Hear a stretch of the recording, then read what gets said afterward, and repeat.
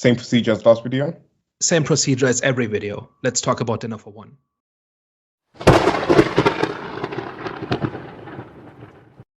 Hello, everyone.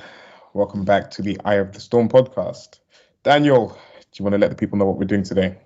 So this is Have You Seen, in which we talk about a movie or show that some of us know well and others have just seen for the first time.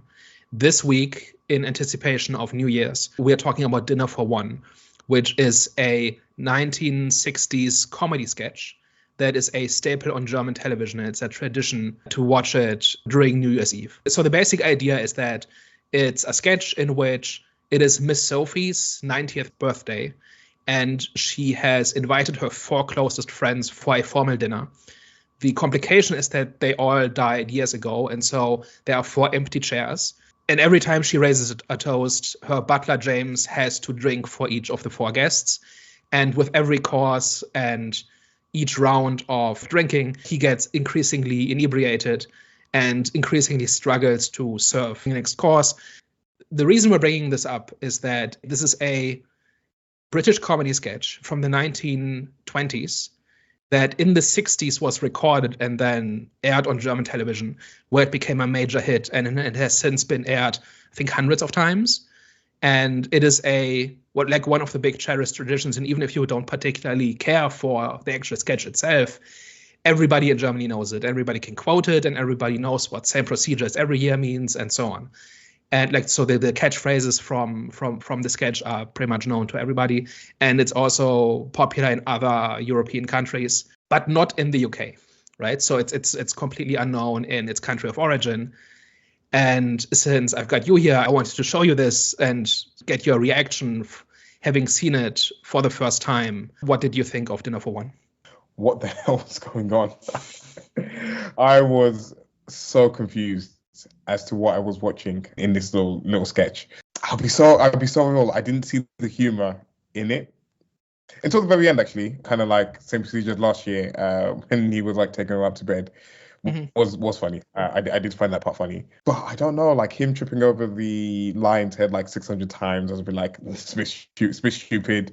Him kind of like getting more and more drunk and like, acting whatever. I don't know. It just didn't hit for me. And yeah, I need to understand how this became a tradition, like who watched this and how this became so popular across Europe to watch this on New Year's Eve, because I'm so confused. So notably, it gets aired in its English language original with no subtitles. So people have been, like, even if people aren't fluent in English, they're still watching this in English and they only know it in English. But I think there's enough repetition, and I think the dialogue is simple enough that even if you don't really, like, if your English isn't that great, you can still pick up on what's going on. So that is like one of the little anomalies here, that it's a 10-minute comedy sketch and it's in English and it's only popular in non-English speaking countries. But everybody watches it in the original. So there's no dubbing, there's no subtitles. And, like, if you ask people in Germany, like, well, why is this so popular? They say, oh, this is like peak British humor, right? This is like this is just, slapstick, farce, there's physical comedy, like the performances and the theatrics of it, like it feels very British when you're watching it. And now you saw it and you're saying, what is this? Like, I don't recognize this. Yeah. I mean, I will say as well is I didn't grow up in the 1960s, so maybe it's more sort of kind of like relevant for its time in like the UK in terms of like the comedy that was on there. But kind of historically, I don't think I've like ever been sort of too into English comedy. I know like another kind of like big thing is like the Monty Python and stuff like that. Never kind of like really been too big or too into that. So I think maybe I was just kind of like wrong demographic. I'd be very curious to know, like, people that are a little bit older, maybe the older generation, sort of what their impressions are of it, because again, they would have maybe grown up with things like this or things sort of kind of like similar to it that sort of maybe came afterwards. But I mean, for someone like me that's come almost like 50 years, or I mean, you said the original was what, 1920? Yeah. And it aired in Germany in like 1960. So I'm like kind of like more than like 100 years or so, like, or like close to 100 years kind of like removed from it. So yeah, for me, it's completely like foreign to sort of anything that I would even consider British comedy. To be fair, actually, there was who was that guy that was like super animated? He was like the stand-up comedian. He's like super animated, sweated a lot, sort of a lot of like kind of a lot of physical like face pulling and stuff like that. What's his name Yeah. again? Oh, I'm gonna forget his name. That's so annoying. Oh, he's like a really Like big. Monty Python has a bunch of physical comedy in it, like the silly walks. And I just like growing up, I watched a show called Some Mothers to Heaven, which is, I don't even remember the exact premise, but it was basically one guy getting into one accident after the other. And then as the episode went on, they got increasingly elaborate. And Mr. Bean is very physical. Oh, Mr. Bean. Right. I'll give Mr. Bean. So I think there's a school of British comedy that is very physical, and James, stumbling over the tiger fur and finding it increasingly difficult to hit the glasses when he's refilling when he's filling the drinks, and then he misses, and then he takes up the plate and pours it into the cup, and then in the very end he drinks out of the flower vase, right? And he says something like, "I'm gonna kill that cat," saying this tastes like cat piss, right? So like this physicality of it and this kind of elevated crudeness, that is something that I associate with British humor, right? Obviously, there's different types of British humor as well, but like this, like the whole physicality of it, and the kind of silliness that takes itself very serious. I think that is something that like I associate with British humor. Yeah, no, like when she's like start to reel off a few of the examples, and I think Mr. Bean's like one for my generation anyways, one of like the most like kind of famous ones of it. Like, it's kind of peak British humor, but I still don't understand how this becomes tradition though. I can understand maybe like seeing it and like maybe experiencing a different culture and like appreciating it maybe like once, but for it to, I read somewhere that like someone was, because I was trying to understand it. So like I read something and someone was saying that they were at a party on New Year's Eve and everything stopped to watch this sketch. And I'm like, in Germany or somewhere else? It was in Germany. Like they were in Germany at this New Year's Eve party, and they said that everything had to stop so that they could put this on. Yeah, that checks out. So I've not lived in Germany for like 10 years, and so it's not been part of my routine for a while now. But I remember it usually being like broadcast at like 10 p.m. So it's after you've had dinner, but before the fireworks. So that's kind of when there's a natural low in the evening a little bit. And so taking 15 minutes to watch this thing that's kind of nostalgic and kind of comfortable. Like imagine having seen this your entire life once a year, but only once a year. It's not like people watch this, like rewatch this frequently, right? You only do this. There's like a seasonal thing, right? So yeah, so I think there's a nostalgia is a massive part of this. That, it's like, it's not too challenging, it's not too complex, it's inoffensive to most people, and then the nostalgia kicks in, and it's also over quickly, right? This is not a 2-hour movie. This is a 10-minute comedy sketch, right? But I think it's got enough going on that it's actually like it can hold your attention for 10 minutes, right? It's not just silliness, right? There's repetition, right? So there's 4 courses, and each course needs to be served and needs to be removed, and then James pours the drinks, and then he needs to drink for each of the 4 guests. And each one has a personality and is kind of emulating them, like doing the voice and everything. That gets increasingly difficult as he gets increasingly drunk. So this happens like 4 times, and it's kind of the bulk of the sketch, right? And the difference is that with each one, there's repetition here, which is one of the pillars of comedy. And then you've got escalation, where with each round, with each course, James is getting more and more drunk. And so at first he makes small mistakes and then bigger mistakes, and then suddenly like he misses the glass, or he runs past Miss Sophie because like he just can't walk straight anymore, right? And then we've got subverted expectations, because twice he stumbles over the tiger, like on the way back to fetch the next course. He has to walk past this tiger fur like that's on the floor, and he trips over it each time. And then the 3rd time, he jumps over it, and he's really proud of himself for having outsmarted the tiger fur. And then the 4th time, he walks past it and is startled because he was expecting to trip, or something like that, right? And then he like trips on the way back as well on one of them as well. Yeah, exactly, right. Instead of going this way and tripping, he trips over it going the other way. So like you've got subverted expectations here. You've set up a routine that the audience expects, and then you subvert it by something that's funnier. Right, so that's one of the Like one of the types of comedy here. And then we've got what else have we got? We've got slapstick, right? Like the physicality of pouring the drinks and serving the plates and everything.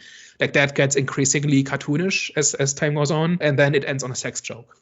So there's a little bit for everybody, right? Like it's kind of speed running the different kinds of comedy in this 10 minutes, right?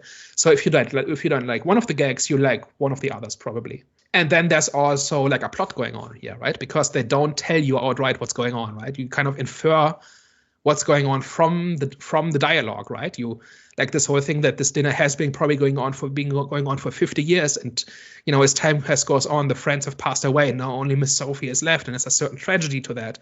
And you can infer that James has been with her for a long time, and he's seen her kind of age and lose her friends, and so that is why he tries so hard to take their place, and so on, right? So like these things are not outright said. They are kind of revealed through dialogue and through implication. Yeah. And they do feel sincere. They do feel like kind of genuine, because again, like by the time you start to like understand, and it starts to like kind of set in actually sort of kind of like what's going on here, you kind of like feel, I know it's a comedy, but you kind of like feel the empathy, and it kind of like makes you reflect a little bit about sort of kind of age and like how time kind of goes on and this, that, and the other, and like maybe being like the last of like your friends kind of like survive. So there is like kind of like some of the kind of like morbid type of like element to it, as well as like kind of like the comedy. So on that level, I do appreciate it that there's pathos to it, right? Like the silly comedy sketch has pathos to it, because we can maybe we haven't had this experience ourselves, but we can imagine what it's like to be the last one remaining after you've lost all your friends, and that the silly, pointless routine. Like, why doesn't she just have dinner, right? Why is this whole song and dance about James impersonating the friends? And it's because this means something to her. This is maybe her only, she may look forward to this all year, right? And none of this is stated, but it's all implied, and it's in the mannerisms, and it's in the dialogue. And I think just on a writing standpoint, like this is a masterclass because of how much it says with increasingly few words. And this is like 5p resolution, right? Like this isn't like the actors have to sell this in like 60s television like resolution, right? There can't be any detail to it. It has to all be very large, and has to be very clear.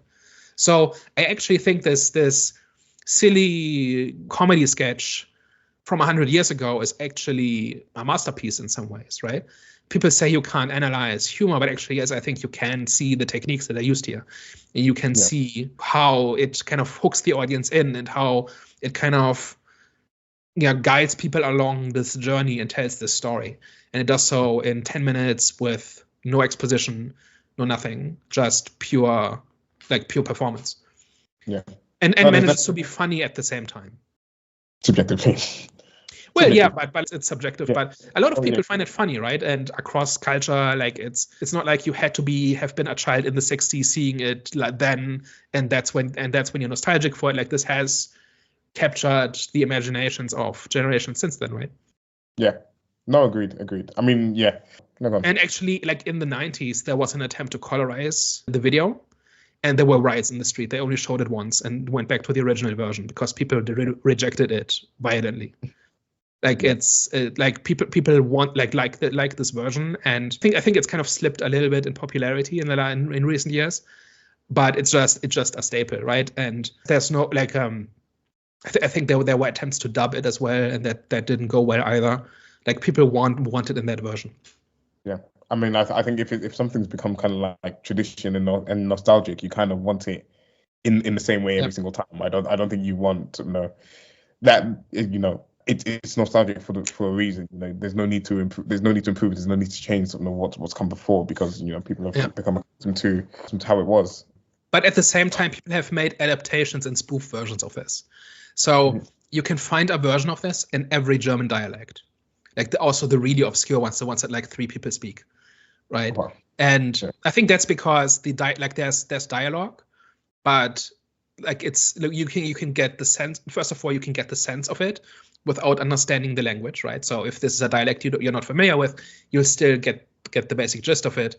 But also people have this connection with it that they want to make their own version of it. And then like people who don't speak that dialect can still enjoy it. And I saw like a version where 2 German comedians were playing Miss Sophie and James, and the 4 guests were dead German comedians from like the last 50 years or like 70 years. And whenever the butler made the voices, it was like an impersonation of those famous comedians that had obviously very distinctive ways of speaking, and it kind of satirized how they spoke and how like their brand of comedy and stuff like that, right? So this is like infinitely malleable as well. You can make your own version of this and just applying it to a different context as well. Yeah.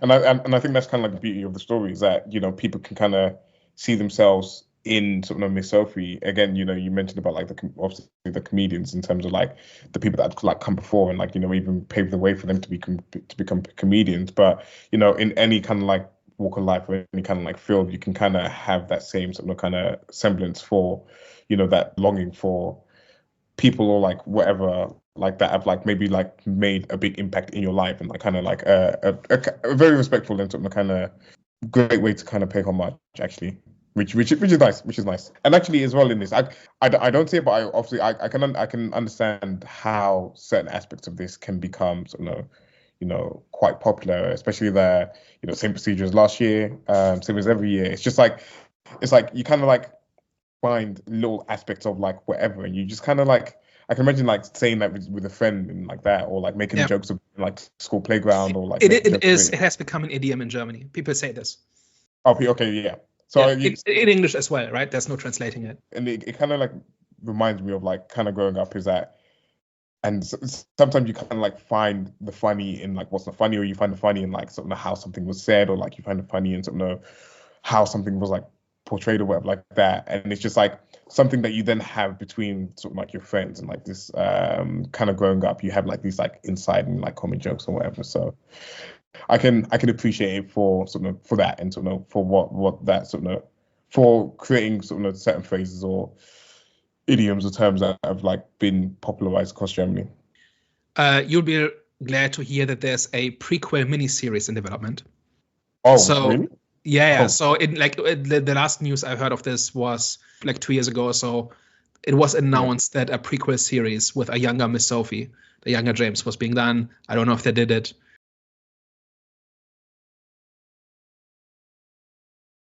Just wanted to mention that because it's funny. I feel like that would take away from a little bit of the mystique and a little bit of mystery of like some of the people that were previous didn't guess that. I've got a Star Wars comparison if you want. Go for it. So like it wouldn't be a complete video without a Star Wars comparison. This is like the Clone Wars, where all you need to know about the Clone Wars is said in that scene where Obi-Wan talks to Luke about Anakin, right? About how they used to be friends and they fought together in the Clone Wars, and that was when the Empire took over and stuff like that, right? We learn a lot about what the galaxy in Star Wars is like, and what the history is like, and what the history of these characters is like from that short dialogue, which is just a guy in a bathrobe sitting on a rock talking about his old friend.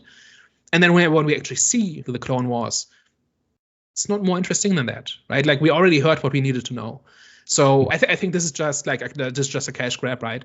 Like this is just, hey, here's a thing that's popular. Let's make a prequel miniseries because that's what we do in the entertainment industry. But I think it's actually kind of illustrative that, like you said, it would not add anything. We already know who Miss Sophie is. We already know who James is. We already know who her friends were. We don't need to see. We don't need to see them in their younger days, right? Just from a pure storytelling perspective, it's completely redundant because everything we know about these characters is already said in the original sketch, and it fits in its place perfectly. And there's nothing you can do to enrich that or make that more interesting. No, agreed.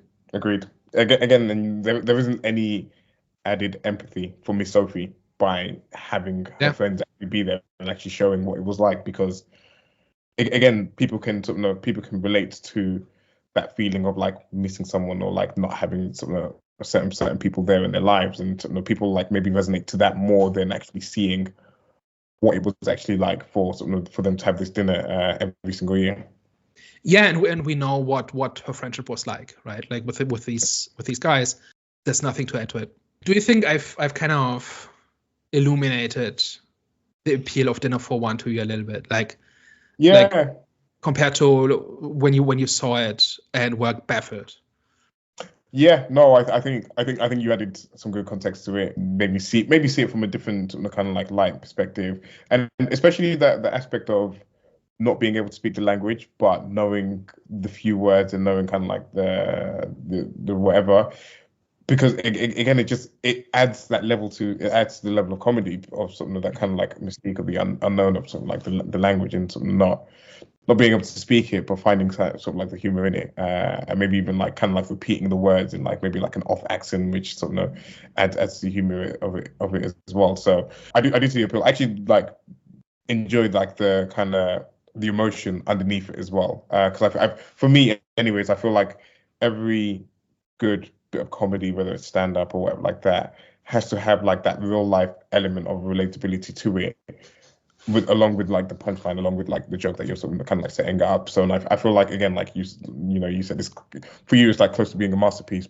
But again, on my side, I really appreciate that they're able to like intertwine this like real life story into sort of this comedy sketch that they're sort of kind of like putting on and sort of doing it in a clever way where they're not beating you over the head as to sort of what's going on. Yeah, and none of us are 90-year-old widow aristocrats or butlers, right? No. And like there's a lot of distance between our lives and Miss Sophie's life, but we can still empathize with the friendship and the loss and grief that underpins all of this, right? So I think you're exactly right. Like there's this emotional core that kind of underpins everything, and it's like the slapstick and the silly voices and the alcohol and tripping over the tiger fur. All of that makes it accessible. And then as you engage with it, maybe over multiple viewings, over multiple years, you kind of approach that emotional core. And because that's there's more to latch onto, right? I think it was just one or the other. I don't think the sketch would work. I think you need both. Yeah, no, agreed. Last question. Why on New Year's and not any other day? So funnily enough, it wasn't originally broadcast on New Year's Eve. It was like April 30th or something like that, right, in 1963. So it wasn't originally meant to be that, but they kind of moved it around to different time slots, and it just hit it just hit a resonance with the audience in the New Year's Eve slot, and that's where it kind of stayed for the next 60 years. Yeah, I was just I guess because it's like New Year's is always like kind of like a reflection of like what's come before and like the excitement of like sort of like next year and whatever like that. It kind of fits the whole like same procedures last year, same procedures every year kind of thing as well. And you've probably just had a fancy dinner, and you're probably reminiscing about the past year or something. Like these are all things that put you in the mood for what this sketch is selling you. Yeah, no, yeah, for sure. So it makes sense. It makes sense why it would be like the New Year's thing actually. No, actually, it's so crazy because like when I watched it, I was like, what the hell is this? But like after this conversation, I'm like, it's not bad. It's like an onion. There's layers to it, right? And every time you think you've reached the center, there's another layer to Dinner for One. Yeah. No, that's amazing. Wow. Opinions changed from when we started this conversation. That's good. Any other thoughts on Dinner for One? I'll be watching it again in circa 7 or 8 days. Yeah. Let me know how that goes. Like, actually, I think this is something that gains on rewatch, right? Because I think if you're just watching a comedy sketch once, you're just expecting it to be funny. And that's kind of all there is to it. You don't really know what to expect from it. And I think the anticipation of the next escalation and of the next round and stuff like that, that's all baked into it. And then you also watch it every year. And then like it reinforces this repetition and this escalation. So I think it might hit differently if you've seen it a few times and then not see it for a while and then see it again. Right? I think that is part of it too. Like you can't watch this like continuously, right? This is not like, I don't know, your favorite stand-up routine you might watch repeatedly or at random times whenever you're in the mood for it. But I think this one has to kind of sit up for a little bit and then you watch it again and then you get into it again, right? I think that really benefits from that kind of cadence. Yeah. No, agreed. So on that note, to the audience out there, thank you very much for working with us. Let us know, actually, have you seen this before? Are you kind of sort of one of those people out there in like Europe, maybe that this is one of their traditions? Is it something you might check out on New Year's as well? Let us know in the comment section down below. And of course, if you like this, tell a friend. And if you didn't like this, tell an enemy. We are the Eye of the Storm podcast. And of course, And Happy New Year, man. Happy New Year. Hope you have more blessings and you prosper in the year to come. We're out. Ciao.